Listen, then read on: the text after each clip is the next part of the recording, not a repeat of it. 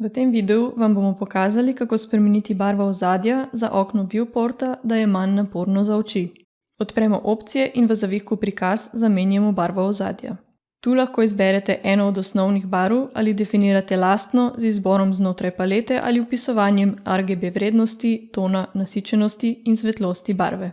Vaše nastavitve lahko shranite s klikom na Add to Custom Colors.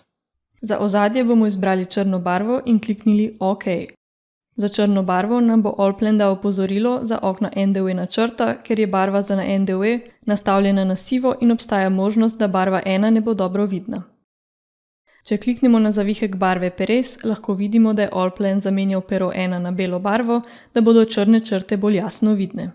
S klikom na v redu potrdimo spremembe in lahko vidimo, da se je ozadje okna spremenilo v željeno barvo.